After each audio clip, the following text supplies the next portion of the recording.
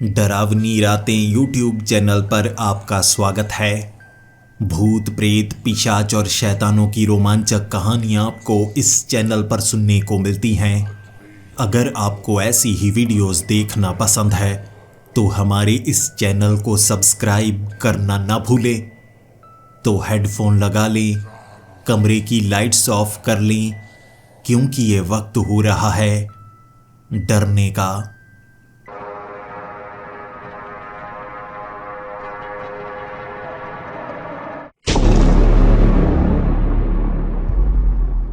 Hello दोस्तों, मेरा नाम जय है और मैं हरियाणा का रहने वाला हूँ।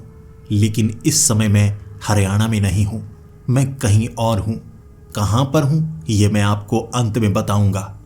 भले ही मेरा नाम जय है, लेकिन लोग मुझे सुल्तान के नाम से जानते हैं। मैं बहुत मशहूर हो चुका हूँ, बहुत रुपए कमा चुका हूँ, लेकिन जब मैंने शुरुआत की थी बिल्कुल ज़ीरो से की थी। आपको मेरे बारे में जानने के लिए मेरे बचपन में जाना होगा। जब मैं 10वीं कक्षा में पढ़ रहा था, क्लास में सबसे ज़्यादा लंबा था, इसीलिए मुझसे झगड़ा कोई नहीं करता था, क्योंकि एक 6 फुट के लड़के के साथ झगड़ा करना कोई पसंद नहीं करेगा। लेकिन 12वीं कक्षा तक मेरा कद 7 फुट हो गया था और हर कोई मुझे यही कहता था, तेरा कद बहुत ज़्यादा बड़ा है, तू कुश्ती कर, पहलवानी कर। हर कोई बस यही कहे जा रहा था और मुझे लगा सच में अगर मेरा कद ज़्यादा बड़ा है तो मैं पहलवानी कर सकता हूँ और उठा उठा कर सबको पटकूंगा। लेकिन मुझे पहलवानी सीखनी होगी, कहाँ से सीखूं? हमारे गांव के बाहर एक अखाड़ा था जहाँ एक पहलवान बाकियों को सिखाया करता था। मैंने उन्हें गुरु मान लिया था। जब मैं उनके पास गया था, मैंने कहा था आप मुझे पहलवानी सिखाइए, और उन्होंने कहा था जितना तुम्हारा कद है, अगर तुमने पहलवानी सीख ली, एक दिन तुम खली की तरह एक बड़े पहलवान कहलाए जाओगे। ये कहकर गुरुजी ने कहा था कल 6 बजे आ जाना, हमारे यहाँ जो सबसे कमज़ोर पहलवान है तुम्हें उसे उठाकर पटकना होगा। याद रखो मैंने जो बात कही है, खली के बराबर बनना है, खली के बराबर। मैं पूरी रात सो ही नहीं पाया। खली बनना है, वो भी 7 फुट के हैं, मैं भी 7 फुट का हूँ। मुझे उन्हें अपना आइडल मानना चाहिए। उनकी तरह विदेश में कुश्ती करके आऊँगा, देश का नाम रोशन करूँगा। सुबह 6 बजे तक मैं सो ही नहीं पाया और फिर उठकर अखाड़े में पहुँचा था। मैं दिखाना चाहता था मैं क्या कर सकता हूँ। मुझे गुरुजी ने कहा ये पतला सा लड़का है, 6 फुट का, नया नया सीखने के लिए आया है, अगर तू इसे हरा देगा तो मैं यहाँ पर तुझे सिखाना शुरू कर दूंगा। मैंने कहा जी अभी लीजिए। वो मेरे सामने खड़ा था। गुरुजी कह रहे थे कुछ भी करो, उसे नीचे गिराओ। मैंने भागते हुए उसकी छाती पर अपने पैर मारे थे। उसके बाद वो बेहोश हो गया और फिर मैं उठकर कहने लगा गुरुजी कर दिया। गुरुजी ने जो मुझे पकड़कर पीटा, उस लड़के को 4 दिन बाद होश आया था। वो कोमा में चला गया था। गुरुजी ने मुझे अखाड़े से बाहर क्यों निकाला मैं तो समझ नहीं पाया, लेकिन जब मैं दूसरे अखाड़े में गया था तब उन्होंने मुझे समझाया था कि ये अखाड़े वाली कुश्ती है, इसमें मुक्के घूंसे नहीं मारने होते, ना पैर मार सकते हैं, उठाकर पटकना होता है या इतने जोर से दबोचना होता है कि सामने वाला हार मान ले। मैंने कहा तो मुझे पहले बताया ही नहीं गया था। फिर मैं वहां पर कुश्ती सीखने लगा, लेकिन गुरुजी को खुद दांव नहीं आते थे, वो खुद हर बार हारे थे। मुझे तो बाद में पता चला। धोबी पछाड़ उन्होंने ऐसा सिखाया था कि सामने वाले को पटकने से पहले अपना सर जमीन पर पड़ता और आप बेहोश हो जाते। चाहे आप उठाकर ऊपर से किसी को पटकना चाहें, आपकी बाजू आपस में लिपट जाती और कभी कभी किसी किसी की कलाई उतर जाया करती थी। ऐसे गुरु से सीखने से अच्छा था कि मैं घर में बैठूं, लेकिन पहलवानी करनी थी। मेरे अंदर जुनून था। और तब पास में एक मेला लगा हुआ था। वहाँ पर हमारे गुरु दलीप सिंह आए थे, यानी कि खली जी। मैं खली जी से एक बार मिलना चाहता था, उनके साथ तस्वीर खिंचवाना चाहता था। भले ही 6 घंटे धूप में खड़े रहना पड़ा, लेकिन एक तस्वीर मैं खिंचवा पाया और उसके बाद मेरे सपने बड़े हो गए। मैं एक पहलवान बनूंगा, लेकिन मुझे ऐसी पहलवानी सीखनी थी जो खलीजी नहीं सीख पाए। तभी तो वो इतने कामयाब नहीं हो पाए जितने कई और बड़े बड़े रेसलर होते हैं। मैंने कहा किससे सीखूं, क्योंकि हमारे आसपास ऐसे ही पहलवान थे जो अखाड़े में सिखाया करते थे, मोटे मोटे पेट वाले। उन्हें तो कोई पूछेगा तक नहीं। मैं किसी ऐसे से सीखना चाहता था जो दुनिया में मशहूर हो। किससे सीखूं? मैं घूमता गया, अलग अलग गांव में, शहरों में गया। मेरे पास देने के लिए रुपए नहीं थे, इसीलिए मुझे बाहर निकाल दिया जाता। मैं पहलवान कैसे बनता, कोई तो सिखाए मुझे, अच्छे से सिखाए। थोड़े बहुत दांव पेच मुझे आते थे। झगड़ा हो जाया करता तो मैं उठा उठा कर पटका करता और पूरी भीड़ यही कहती, ये तो एक पहलवान है। ये सुनकर खुशी भी होती, शर्म भी आती। पहलवानी अभी तक सीखी नहीं है मैंने, कैसे सीखूं?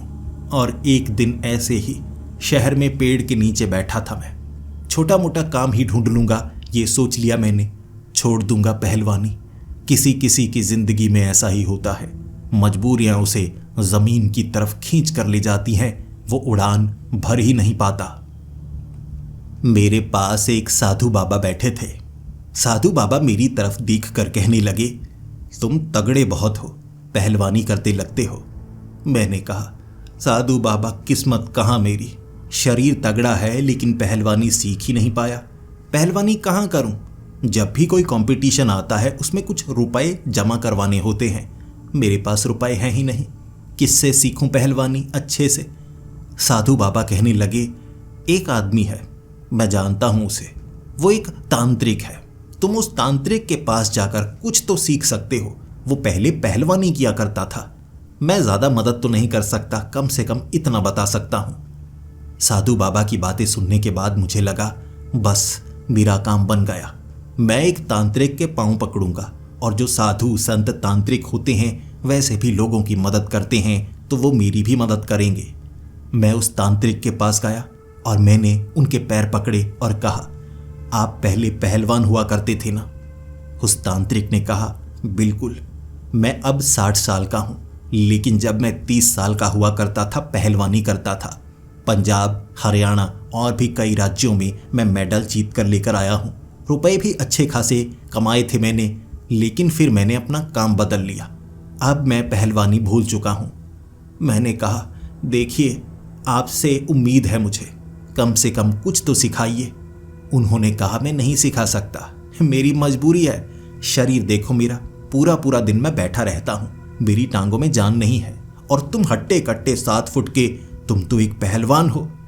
मैंने कहा, मैं पहलवान नहीं हूं, पहलवान बनना है मुझे, कोई तो सिखाए। फिर उस तांत्रिक ने कहा, अब कोई नहीं मिल रहा, क्या सब ज़्यादा रुपए मांगते हैं? मैंने कहा, जी महंगाई बहुत हो गई है, अखाड़े में सीखने जाओ तो वो कुछ ना कुछ मांगते हैं, देने के लिए मेरे पास कुछ नहीं है। जो कमाता हूँ वो शरीर पर लग जाता है, जब शरीर बड़ा है तो मैं खाता भी तो ज़्यादा हूँ। फिर उस तांत्रिक ने कहा, लोग कलयुग में आकर बदल चुके हैं, जिंदा लोगों पर भरोसा नहीं किया जा सकता। लेकिन एक ऐसा इंसान था जो बहुत अच्छा था, वो एक बहुत प्रसिद्ध पहलवान बन सकता था, लेकिन छोड़ो, वो राज मैं तुम्हें बता नहीं सकता। मैंने कहा, जी बता दीजिए, मैं उस राज को किसी को नहीं बताऊंगा, वो राज यहीं का यहीं रह जाएगा। जिस पहलवान की आप बात कर रहे हैं वो कहाँ है पहलवान? बस थोड़ा नाम बता दीजिए, बिना आपका नाम लिए मैं पाँव पकड़ूंगा और कहूँगा कुछ सिखाइए। तब उस तांत्रिक ने कहा, वो एक बहुत महान पहलवान बनता, लेकिन उसने पहलवानी से ज़्यादा बड़ा काम चुना, इंसानियत चुनी थी उसने, इंसानियत। लेकिन मैं उसके बारे में क्या बताऊं, गुप्त बातें हैं, हर किसी को बताई नहीं जा सकती। मैंने तांत्रिक बाबा के पैर पकड़े, बार बार कहा, बता दीजिए, बता दीजिए, कुछ मेरे काम की चीज़ हो तो बता दीजिए। फिर तांत्रिक बाबा ने मुझे जो बताया मैं तो सुनता रह गया। कोई ऐसा भी हो सकता है जिसका नाम मशहूर नहीं हुआ, बल्कि उसने ऐसे काम किए जो पहलवानी से भी ज़्यादा बड़े थे। मुझे तांत्रिक बाबा ने बताया, एक गोगो पहलवान हुआ करता था, हरियाणा का गोगो पहलवान, हट्टा कट्टा तगड़ा, और उसने ना सिर्फ पहलवानी सीखी थी देसी पहलवानी और विदेशी पहलवानी। वो तो चाइना जाकर आया था, कुंगफू सीख कर आया था, जापान में जाकर आया था, वहां से भी कराटे सीख कर आया, और ऐसा उसने कई जगह से सीखा था। कहते हैं उसे कोई हरा नहीं सकता था। वो तो WWE में जाने वाला था, लेकिन उससे ज्यादा बड़ा काम चुना उसने CIA ज्वाइन कर लिया। अमेरिका पहुंच गया वो। उसके बाद मिशन को अंजाम देने लगा गुप्त तरीके से। अपने शरीर का इस्तेमाल ऐसे करता इंसानियत के लिए, और कहते हैं एक बड़े मिशन पर था वो, जब उसे दुश्मनों ने मार डाला। गोलियां मारी थी शायद, यही सुनने को मिला है। उसके बाद बेचारे की अस्थियों को भारत में लाया गया। मैंने कहा, तांत्रिक बाबा, आप किसी मरे हुए की कहानियां मुझे क्यों बता रहे हैं? मुझे लगा था आप जिसकी बात करेंगे वो जिंदा होगा, मैं पांव पकड़ूंगा, कुछ सीख लूंगा, लेकिन आप तो मरे हुए की बात कर रहे हैं। तांत्रिक बाबा ने कहा, मरा हुआ जरूर है, लेकिन कभी कभी उससे बात करने का मौका मिलता है मुझे। मैंने कहा, तांत्रिक बाबा, आप बहके हुए हैं? वो मर चुका है आपने कहा, फिर आप कह रहे हैं बात करने का मौका मिलता है। तांत्रिक बाबा हंसने लगे और कहने लगे, काम क्या है मेरा? तांत्रिक हूं, तांत्रिक, और तंत्र विद्याओं से ऐसे काम कर सकता हूं, मुर्दों से बात कर सकता हूं, मुर्दों को जिंदा कर सकता हूं। समझा क्या है तुमने मुझे? जब तांत्रिक बाबा ने यह कहा था, फिर तांत्रिक बाबा मुझे कहते रहे, बोलो क्या हुआ, तुम सन्न क्यों हो गए? मैं 10 मिनट के लिए सन्न हो गया, क्योंकि मैं सोच रहा था, एक मरा हुआ इंसान जिससे तांत्रिक बाबा बातें करते हैं, उसे जिंदा कर सकते हैं।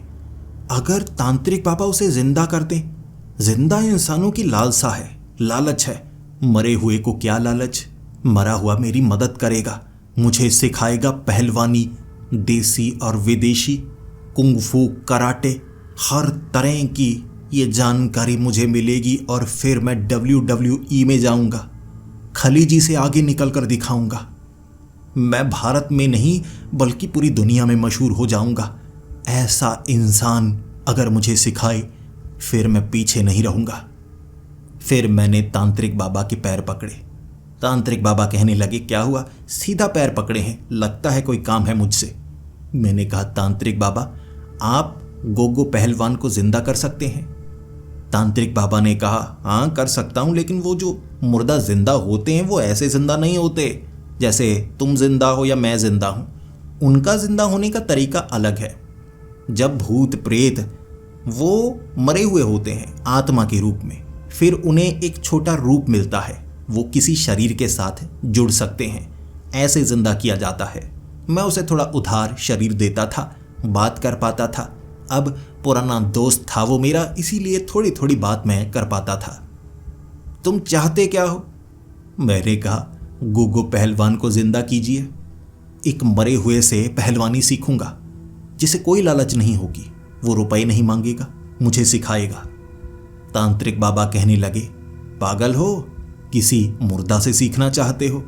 वैसे दिमाग की दाद देनी होगी, लेकिन मैं तांत्रिक हूं, तुम नहीं। मुर्दा क्या कर सकते हैं तुम्हें नहीं पता। तुम उसे जिंदा तो कर दोगे, लेकिन दोबारा उसी रूप में पहुंचाना तुम्हारे बस की बात नहीं होगी।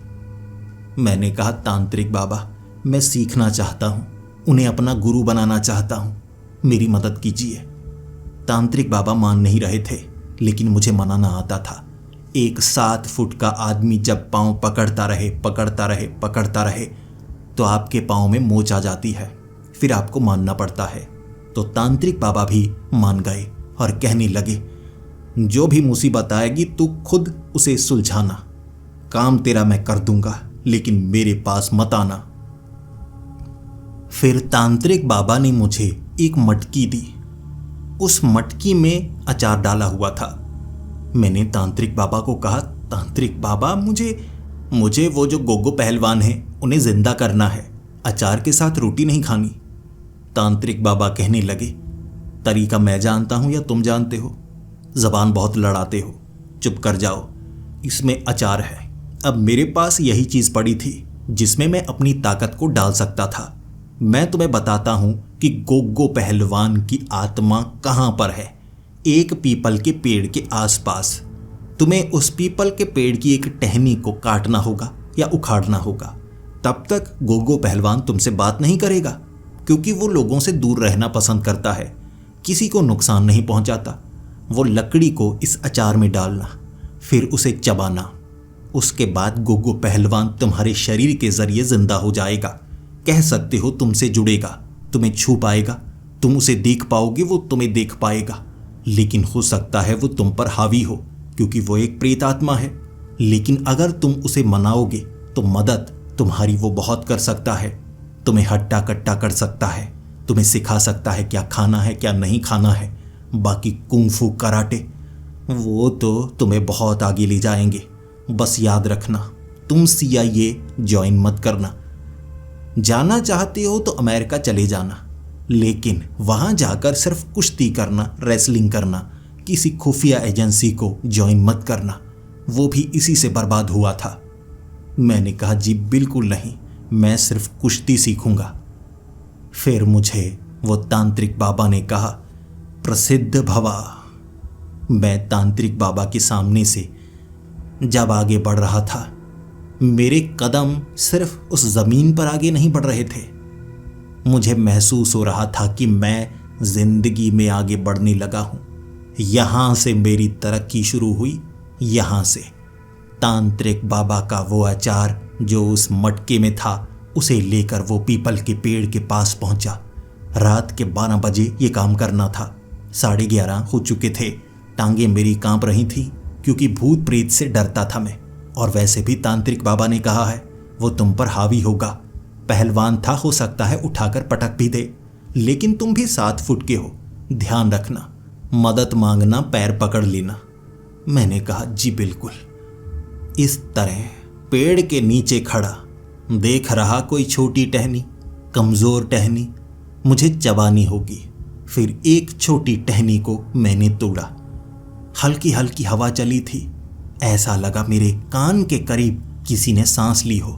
मैंने पीछे मुड़कर देखा, आसपास कोई नहीं था। फिर टहनी को अचार में डाला, मैं चबाने लगा। एक खट्टा स्वाद था, बहुत ज्यादा खट्टा स्वाद। एक बार के लिए आंखें बंद हो गई। जब मेरी आंखें खुली, मेरे सामने कोई था। हट्टा कट्टा पहलवान, धोती लगाई थी उसने, लंगोट बांधा हुआ था और मैं उसे देख सकता था। वो हैरान हो गया अपनी तरफ देखकर, पीछे देखते हुए। उसने मुझे कहा, तुम मुझे देख सकते हो? मैंने कहा, गोगो जी ये आप हैं? उसने कहा, नाम भी जानते हो? तांत्रिक तो नहीं लगते, कोई अंतर्यामी लगते हो। मैंने कहा, गोगो जी मैं कोई अंतर्यामी नहीं हूं, मैं आपका शिष्य बनना चाहता हूं। गोगो पहलवान, महान गोगो पहलवान, आपसे दीक्षा लेना चाहता हूं। तब वो पहलवान कहने लगा, वाह, तो तुम इसलिए आए हो ताकि मुझसे सीख सको? मैं तो धन्य हो गया। जब किसी का कोई शिष्य दिल से उससे सीखना चाहता है तो उसे स्वर्ग में जगह मिलती है। तुमने मुझे स्वर्ग योग्य बना दिया। मैंने कहा, गोगो जी आपने सब कुछ सीखा था? तब वो पहलवान सोचने लगा और फिर कहने लगा, वो बहुत पुरानी बातें हैं। मरने के बाद मैं प्रेतात्मा बन चुका हूं और वो तांत्रिक है जो मुझसे मिलने आता है। किसी से मैं बात कर नहीं पाता, यहां भटकता रहता हूं। मेरी याददाश्त भी जा चुकी है। ऐसा प्रेतात्माओं के साथ होता है, उस तांत्रिक ने बताया था। जैसे जैसे मैं तुमसे बात करता रहूंगा, थोड़ी थोड़ी चीजें मुझे याद आती रहेंगी और जितना याद आता जाएगा मैं तुम्हें सिखाता जाऊंगा, ठीक है? और बदले में तुम्हें मुझे खुश करना होगा। कुछ चीजें मुझे भी पसंद है।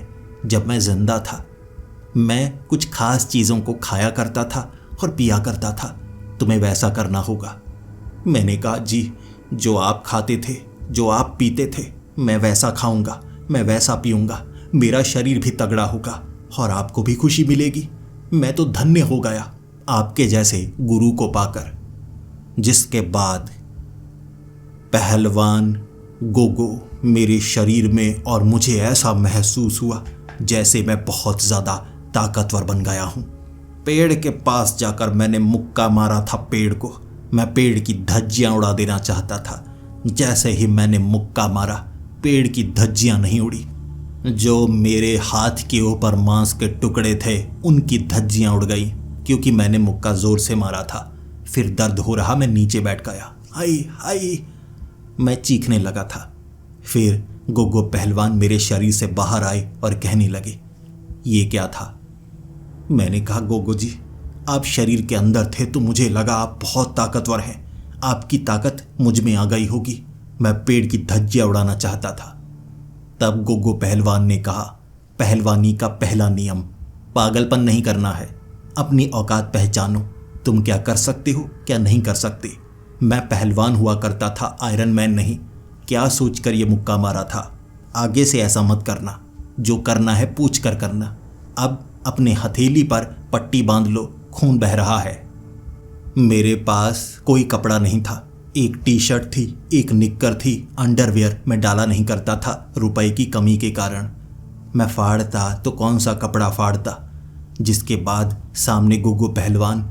मैंने कहा, जी आपका लंगोट ज़्यादा लंबा लगता है, मुझे थोड़ा सा कपड़ा दे दीजिए। गोगो पहलवान कहने लगा, ये मेरा कपड़ा है, मैं मुर्दा हूँ, ये तुम्हारे किसी काम का नहीं। यहाँ कुछ ना कुछ पड़ा होगा, उठा लो।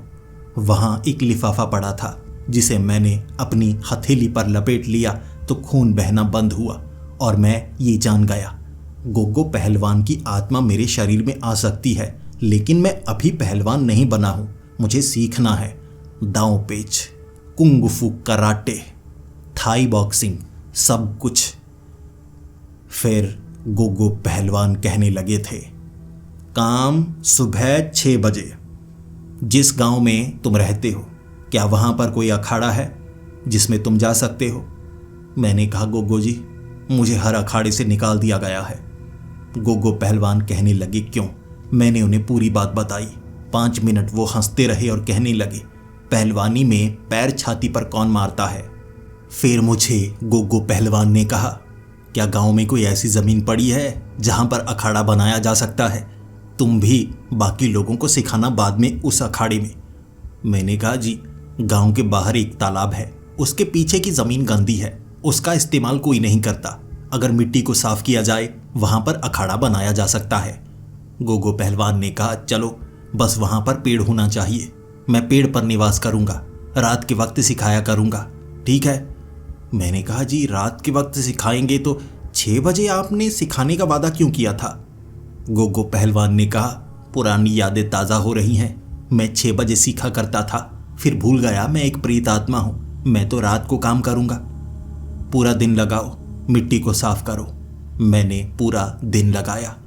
आंखों में सपने थे। 7 फुट का हूं, बिल्कुल खली जैसा बनूंगा, हट्टा कट्टा। पूरा दिन लगाकर मिट्टी साफ की और वक्त हुआ रात के 8 बजे का। एक तरफ मैंने लालटेन रखी हुई थी और मैं पूरी तरह से तैयार। और फिर मैंने आवाज़ लगाई, गोगो पहलवान जी, चलिए शुरू करते हैं, सिखाइए दाव पेच। तब गोगो पहलवान ने कहा, पहले खुराक ज़रूरी होती है, पहलवानी बाद में होती है। खाना पीना बहुत ज़रूरी, फिर तुम तगड़े बनोगे। हम खाने से शुरू करेंगे, चलो घर की तरफ चलते हैं। मैंने कहा, गोगो जी बात तो आपकी बिल्कुल सही है, लेकिन मैंने अखाड़ा बनाया है, 2-3 दाव पेच सिखा दें तो ज़्यादा अच्छा होगा। गोगो पहलवान जी ने कहा, नहीं, खाना पीना पहले, सेहत पहले, पहलवानी बाद में। चलो घर चलो। घर जाकर मैंने माँ को कहा, खाना दे दो। 12 रोटियां खाया करता था मैं, 1 कटोरी सब्जी हुआ करती। गोगो पहलवान ने मेरे कान में कहा था, रोटियां और बढ़ा दो, घी मक्खन खाया करो। मैंने कहा, जी घी मक्खन है ही नहीं, खाऊं कहाँ से? तब गोगो पहलवान कहने लगे, घी मक्खन नहीं खा सकते तो रोटी ज़्यादा खाओ।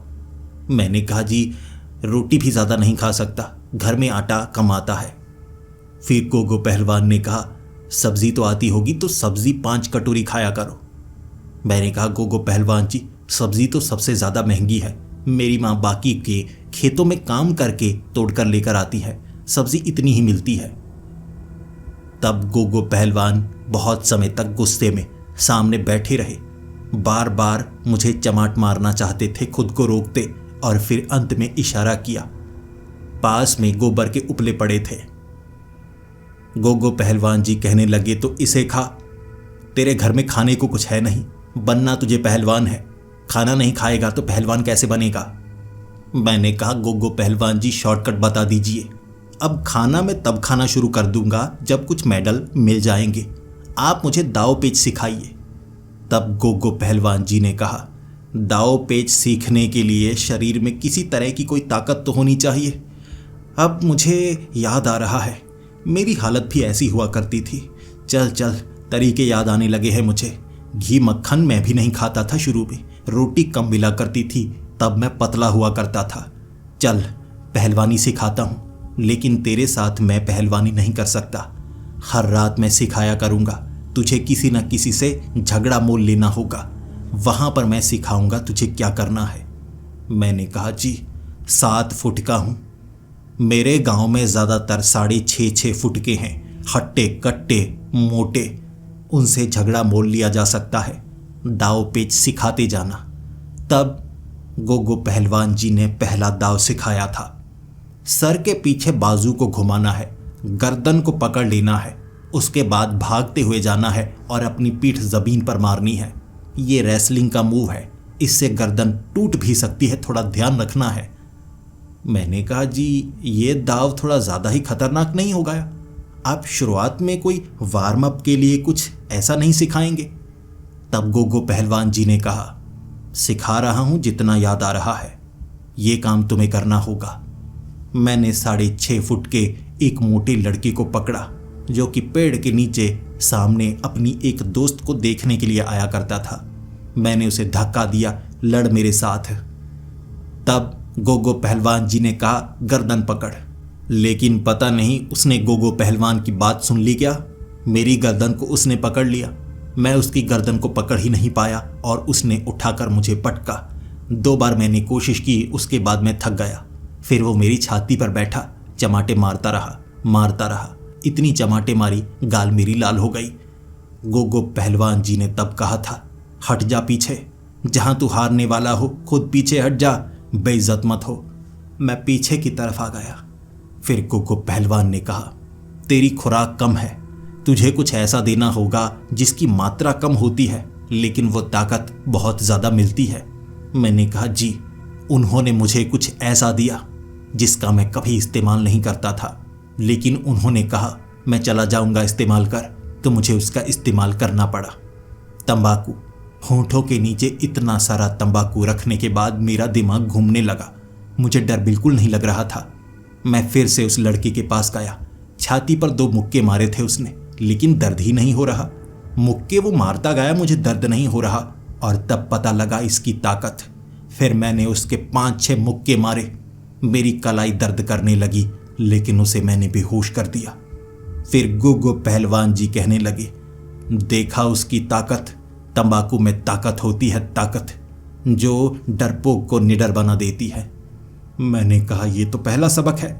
लोग तो कहते हैं कि तंबाकू एक नशा है, लेकिन इससे तो ताकत भी मिलती है।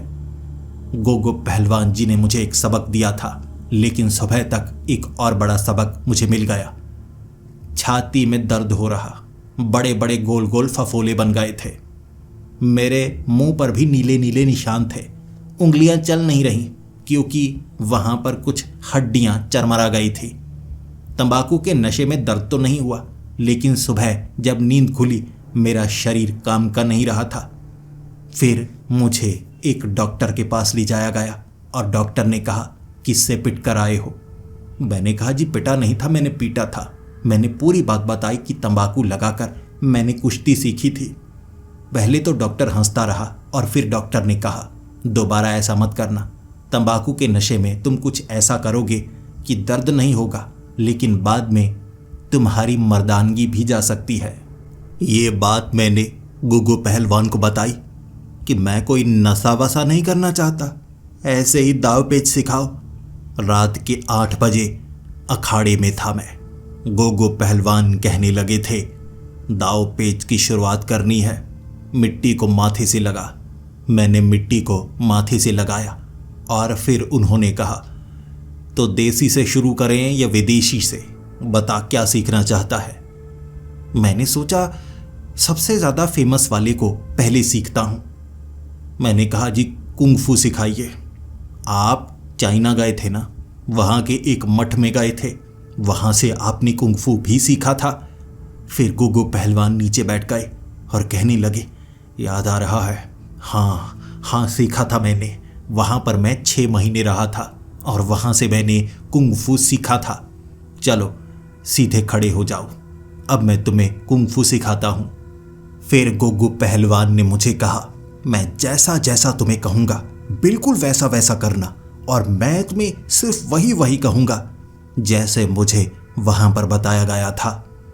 मेरी आंखें खुली, मुझे लगा ऐसा ज्ञान मुझे मिलने वाला है जिससे मैं तृप्त हो जाऊंगा। कुंग-फू वाला पहलवान किसी ने कभी नहीं देखा होगा। तब गोगो पहलवान जी ने मुझे बताना शुरू किया, शाफू। फिर उन्होंने कहा, तू कर क्यों नहीं रहा? मैंने कहा जी कुछ समझ में नहीं आया, लगता है आपके नाक में थोड़ी बलगम आ गई थी, आप दोबारा कहेंगे?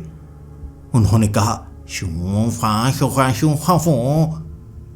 मैंने कहा जी मैं समझ नहीं पा रहा हूं। गोगो पहलवान ने कहा, कुंग-फू सीखनी है तो मैं वही वही बताऊंगा जो मुझे बताया गया है, तुम्हें खुद ही करनी होगी। मैंने कहा जी आप बता तो रहे हैं, मेरी समझ में कुछ नहीं आ रहा। उन्होंने कहा, मैंने भी इसे चाइनीज में सीखा था और मैं भी इसे सिर्फ चाइनीज में ही सिखा सकता हूं। मुझे समझ में ही नहीं आ रहा, मैं करूं तो क्या करूं। मैं मिट्टी में खड़ा था, वो बार बार पता नहीं क्या बोले जा रहे और कह रहे, कर तू सीखना नहीं चाहता। पूरी रात यही चलता रहा। मुझे नींद आ गई थी, लेकिन फिर भी बैठे बैठे मैं सुनता जा रहा। कुछ तो समझ में आएगा, कोई छोटा मोटा दांव पेच तो मेरी समझ में आएगा। मैंने उन्हें कहा, जी करके ही दिखा दीजिए। उन्होंने कहा, नहीं, वहाँ मुझे किसी ने करके नहीं दिखाया था, मुझे भी 6 महीने वो बताते रहे थे और मैंने खुद किया था। सुबह होने वाली थी। मैंने कहा, गोगो पहलवान जी कुंग-फू का कुछ तो सिखा दीजिए। उन्होंने क्या कुछ हिंदी में नहीं कहा था जो मेरी समझ में आए? गोगो पहलवान ने कहा, बिल्कुल। अंत में उन्होंने मुझे हिंदी में कुछ बताया था, सीखी थी उन्होंने हिंदी, और आखिरी मंत्र उन्होंने हिंदी में सिखाया था। मैंने कहा, जी वही बता दीजिए, कुछ ना कुछ तो होगा ना जो मेरे काम का होगा। गोगो पहलवान जी ने कहा, उन्होंने कहा था, चला जा यहां से, 6 महीने से मुफ्त की रोटी तोड़ रहा है। मैंने कहा, गोगो जी उन्होंने ऐसा कहा था? गोगो पहलवान ने कहा, हाँ। मैं बाकी चीजें देखता रहा, अंत में ये कहा था। अब मुझे याद आ रहा है, ये थोड़ी शर्मिंदगी वाली बात थी। फिर पूरा दिन मैं सोचता रहा, कुछ सीख भी पाऊंगा या नहीं। यानी कुंग-फू तो वो सीखे नहीं थे। धीरे धीरे याद आ रहा है ना, तांत्रिक ने तो बेवजह कह दिया कि कुंग-फू सीखा था। वहां पर तो पहलवान गोगो बेइज्जत हुए थे, लेकिन देसी पहलवानी तो आती होगी उन्हें। फिर अगली रात मैंने कहा, गोगो जी मुझे देसी पहलवानी सिखाइए। गोगो जी ने देसी पहलवानी सिखाई। धोबी पछाड़ कैसे मारते हैं, उसके बाद कैसे पलट कर किसी को नीचे गिराते हैं। ये आसान स्टेप थे जो मुझे पहले भी आते थे, लेकिन उन्होंने थोड़े अच्छे से सिखाए। और फिर मुझे कहने लगे, तू कमज़ोर है, तू खाता कम है क्योंकि तू गरीब है, तुझे कुछ ऐसा खाना होगा जो नशे वाला ना हो। तू पत्तियाँ खा, पेड़ की पत्तियाँ हमारे खाने के लिए ही हैं। अगर हम गरीब हैं, घर में आटा कम है, तो हम पत्तियाँ खा सकते हैं। लकड़ी जो नरम हो वो खा सकते हैं। पेड़ बहुत है आसपास, तोड़ नरम पत्तियाँ, तोड़ नरम टहनियाँ, खा उसे, तुझे ताकत मिलेगी। मैंने कहा, गुरुजी जैसा आप कहेंगे मैं वैसा करूँगा। पूरी रात उन्होंने मुझे वही स्टेप सिखाए थे, दाव पेच सिखाए थे, और अगले दिन मैं पत्तियाँ खाता रहा।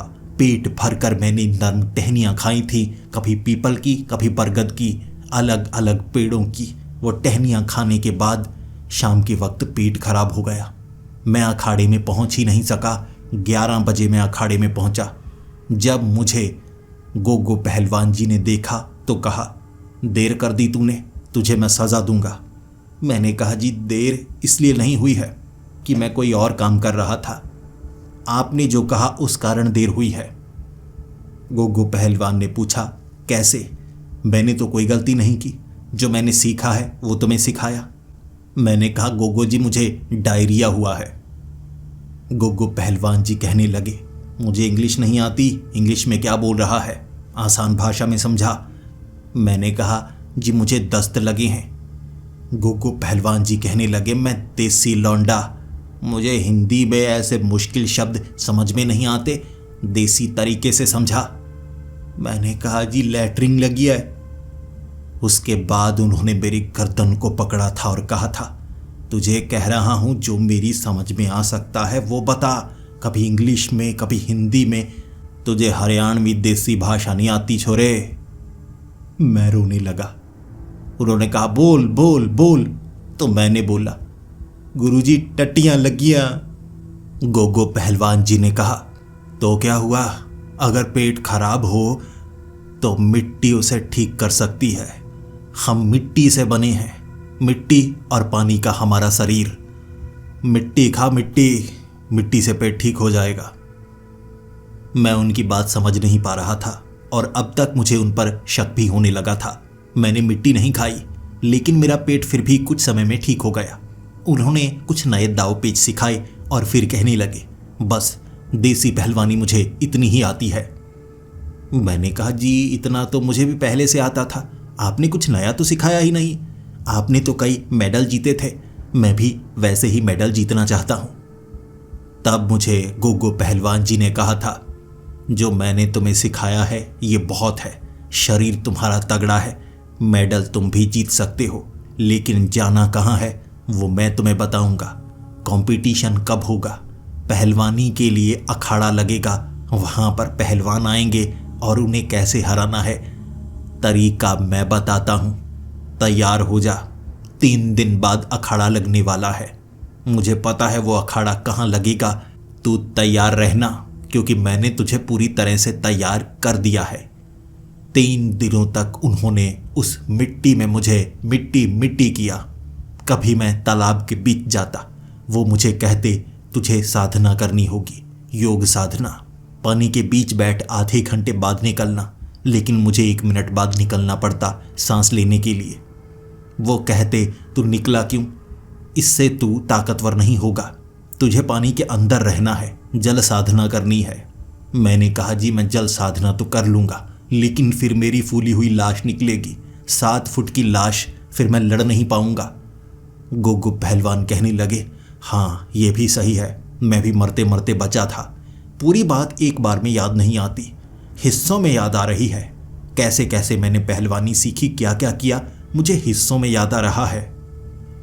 मुझे डर लग रहा था उन्होंने मेडल जीते भी हैं या नहीं, लेकिन तांत्रिक बाबा ने कहा है तो सच ही होगा। मैं अखाड़े में था। गोगो पहलवान जी मुझसे बात कर सकते थे, लेकिन दिन का वक्त था तो वो मेरे सामने नहीं आ सकते थे। फिर उन्होंने कहा, यहाँ पर सबसे पहले मेडल जीता था मैंने, सबसे तगड़े वाले पहलवान को चुन, मैं तुझे तरीका बताऊंगा मेडल कैसे जीतना है। मैंने कहा सबसे तगड़े वाला तो वो है, वो मोटा सबको हराए जा रहा है। गोगो पहलवान जी ने कहा, जाकर चमाट मार उसे और कह मैं तुझे ललकारता हूं, आजा अखाड़े में। जिसके बाद जैसे उन्होंने कहा मैंने वैसा किया। वो पहलवान गुस्से में था, मुझे मार डालना चाहता था, लेकिन बीच बचाव लोगों ने किया कि तुझे ललकारा है, गुस्सा क्यों होता है, इसे मैदान में हरा कर दिखा। उसने कहा मैं ऐसा हराऊंगा तुझे, बस तू देखता रहेगा। मैं अखाड़े में। गोगो पहलवान जी कहने लगे, मैंने बिल्कुल ऐसा किया था, उस अखाड़े में मुझे मेडल मिला था। याद नहीं आ रहा कौन सा दाव लगाया था। मेरे हाथ पांव फूलने लगे। मैंने कहा गोगो जी याद करिए, इससे पहले कि देर हो जाए, वो बहुत तगड़ा है, क्या करना होगा मुझे। गोगो जी याद करते रहे और फिर उन्होंने कहा बस तू लड़, मैं तुझे बताता हूँ क्या करना है। मैं लड़ने लगा।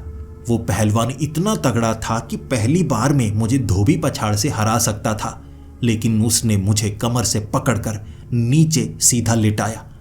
उसके बाद गर्दन मरोड़ने लगा, बाजू मरोड़ने लगा और फिर कहने लगा तुझे सीधे नहीं हराऊंगा, देख मैं तेरा क्या बनाता हूं। मेरी पीठ पर चमाटे, गर्दन ऊपर, बाजू ऊपर, टांगें खींचना शुरू कर दिया। मैं हाय हाय कर रहा और गोगो पहलवान ने कुछ नहीं बताया। बिल्कुल शांति। मैं बहुत पिटा था। फिर बीच बचाव हुआ। बाकी पहलवान आ गए कि ये बच्चा है, बच्चे को मारना चाहता है। फिर उसने कहा, चमाट क्यों मारी थी इसने?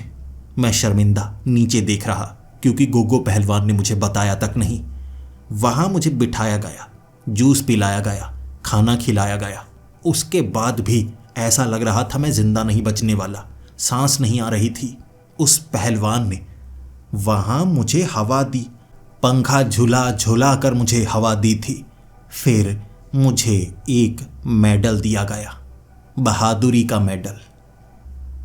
शाम तक मेरे सामने गोगो पहलवान आने लगे। मुझे बहुत गुस्सा था।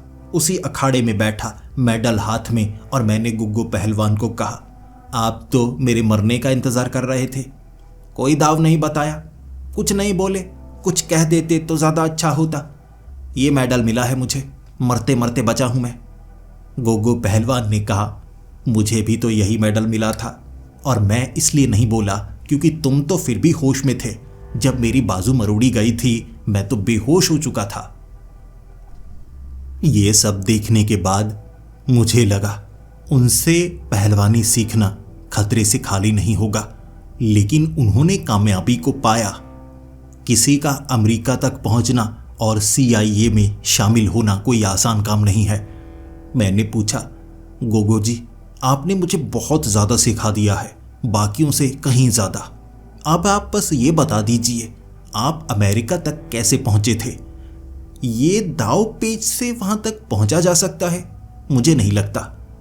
गोगो पहलवान जी सर पर हाथ रखकर सोचने लगे। हाँ, मुझे याद आ रहा है, वो तरीका थोड़ा खतरनाक था। मुझे CIA में लोग जानते हैं, वो शायद अब भी जिंदा हैं। एक खास कोड है, उस कोड के जरिए CIA तक पहुंचा जा सकता है। बाकी काम वो करवाते हैं। मेरा कुछ उनके पास गिरवी पड़ा है, मैं तुम्हें बताता हूं, वो सब कुछ तुम ले लेना। मुझे लगा चलो, पहलवानी ना सही, कीमती चीजें तो मिलेंगी, और अमेरिका तक जाना कोई आसान काम नहीं। गोगो जी ने बताया, तुम्हें 17 देश पार करने होंगे, कोई आसान काम नहीं है।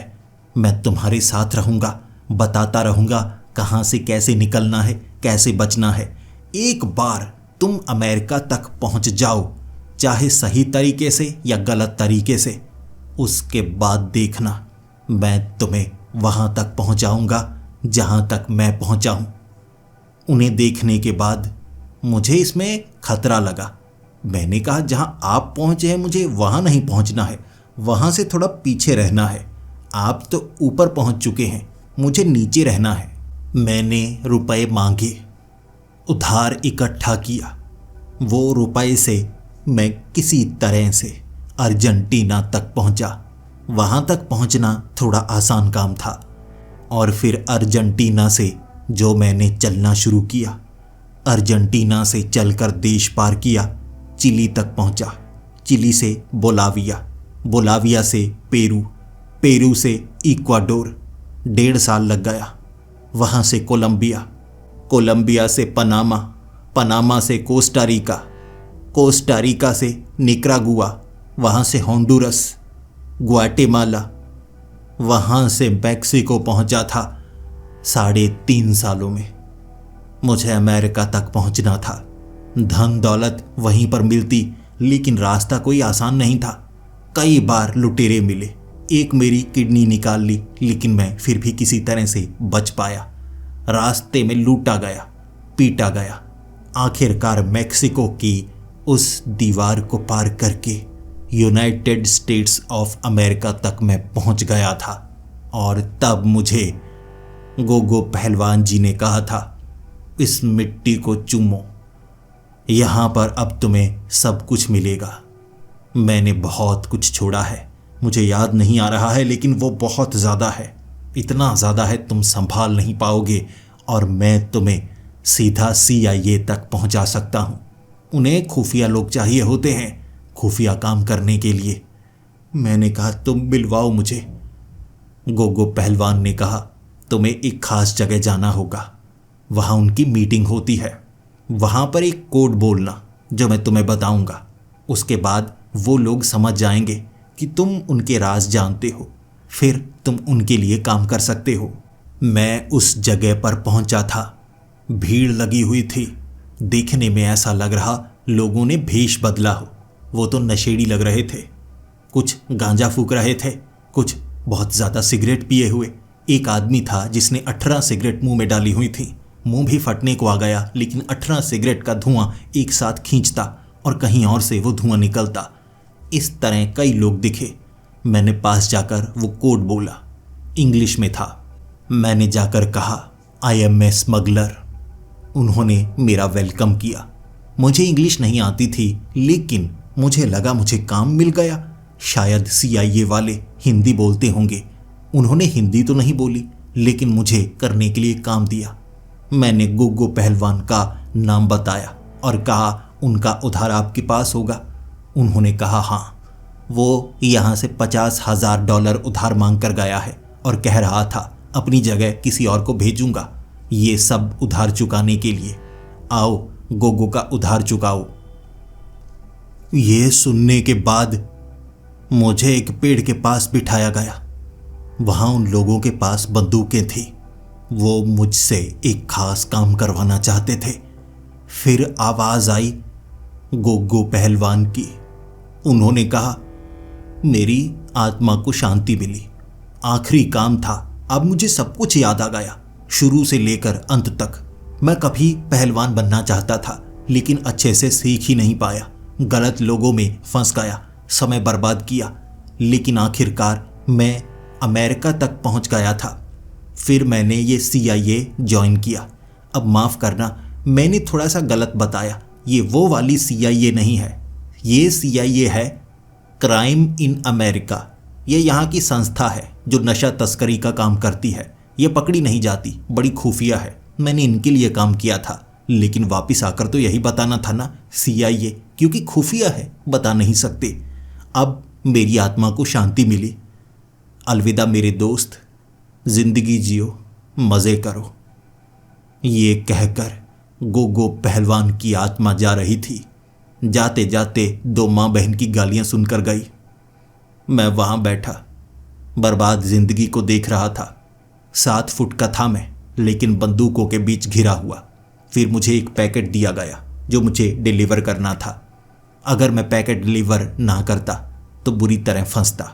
मेरी किस्मत ही ऐसी थी। लेकिन मैंने उस पैकेट को नीचे फेंका। वो लोग मेरी तरफ बढ़ रहे थे और मुझे लगा ये मेरी मौत है। तभी वहाँ पुलिस का छापा पड़ गया। गोलियां चलने लगी थीं, लेकिन मैं उनसे दूर था। मैं भाग निकला। गोलियां ऐसी चली, कई लोग मारे गए। मैं तो बच गया। बाद में पता लगा क्राइम इन अमेरिका, ये संस्था के ज़्यादातर लोग मारे गए और बाकियों को पकड़ा गया। बस इतनी किस्मत काम की, बाकी किस्मत ने कुछ नहीं दिया मुझे। फिर मैं 6 महीने होमलेस की तरह रहा था, क्योंकि मैं इलीगल था। लेकिन फिर ट्रक चलाने लगा, धीरे धीरे कुछ कमाई करने लगा। इसीलिए मैंने शुरू में ये नहीं बताया था कि मैं कहाँ पर हूँ, लेकिन इतना ज़रूर कहा था कि मैं कामयाब हूँ। ये थोड़ी ना कहा कि मैं रेसलिंग में या कुश्ती में कामयाब हूँ। मैं कामयाब हूँ, ट्रक चलाता हूँ, 7 फुट का हूँ, लेकिन कुछ कमाई कर पाता हूँ। कहते हैं ना, किस्मत आपको जहाँ ले जाए वहीं पर खुश रहना चाहिए। मेरी किस्मत मुझे यहीं पर ले आई। लोग यहाँ आने के लिए तरसते हैं, लेकिन मेरी तरह नहीं तरसते। मैं कुछ और करना चाहता था, कुछ और कर दिया, लेकिन फिर भी जिंदा हूँ तो खुश हूँ। पहलवान नहीं बन पाया। अगर आप में से कोई पहलवान बनना चाहता है तो मैं आपको बता सकता हूँ वो तरीका, वो तांत्रिक कहाँ पर है जो अचार वाला मटका आपको देगा। आपको लकड़ी तोड़नी है, किस पेड़ की, वो नीचे कमेंट करने पर बताऊंगा। फिर वो आत्मा को आप वापस बुला सकते हैं, वही गोगो पहलवान की जो आपको कुश्ती सिखा सकता है।